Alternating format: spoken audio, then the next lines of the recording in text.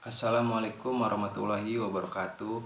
Perkenalkan, nama saya Hazza Mubarak. Saya adalah mahasiswa Prodi Pengembangan Masyarakat Islam UIN Sultan Maulana Hasanuddin Banten, semester 5 dengan NIM 2015-337. Yang terhormat kepada Bapak Yanwar Pribadi selaku dosen pengampu mata kuliah Politik Islam Kontemporer. Semoga Bapak selalu dalam keadaan sehat dan selalu dalam lindungan Allah Subhanahu wa taala.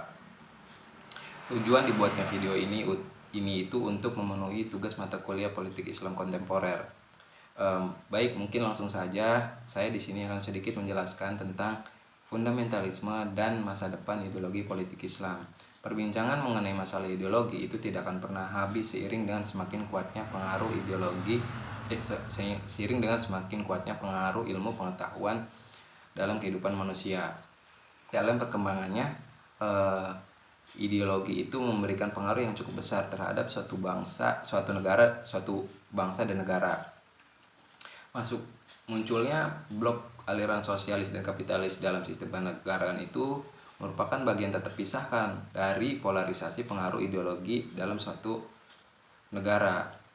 Masuknya Islam sebagai ideologi itu merupakan bagian dari proses sejarah di mana manusia tidak selalu puas dengan nalar teks yang mati dan kemudian berusaha menghidupkan teks tersebut dengan dialog dan pemaknaan yang lebih terbuka.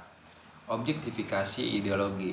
Istilah ideologi terutama dilekatkan dengan aspek politik pemerintahan atau gerakan politik suatu negara.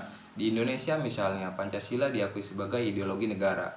Pancasila ini terdapat di dalam konstitusi atau UUD 1945. Lebih tepatnya di awal pembukaan UUD 1945. Oleh karenanya Pancasila ini menjadi cara pandang bangsa Indonesia, baik terdiri dari diri, lingkungan, negara maupun dunia internasional. Pancasila ini merupakan salah satu ideologi yang hidup di dunia ini.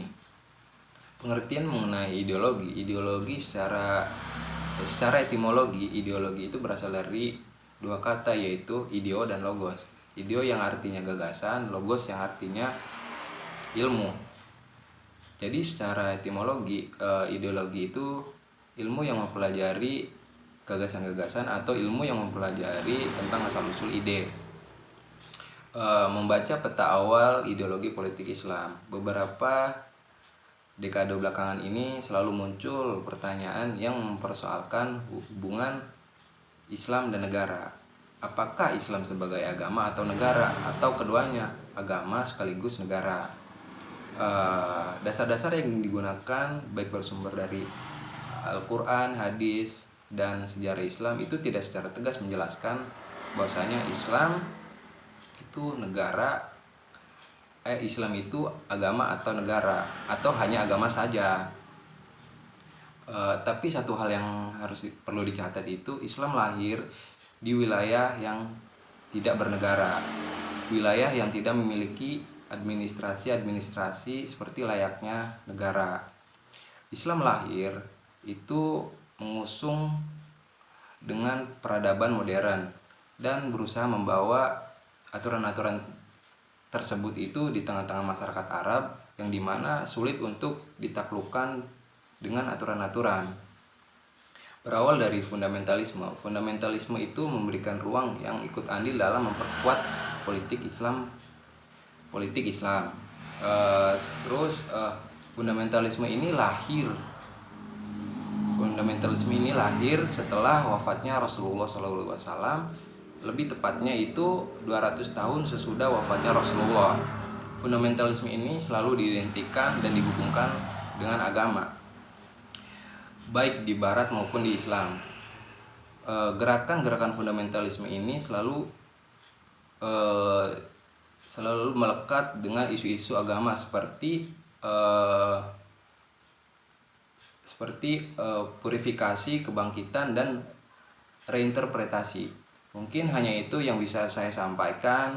Kurang dan lebihnya mohon maaf. Wallahul muwaffiq ila aqwamit thoriq. Wassalamualaikum warahmatullahi wabarakatuh.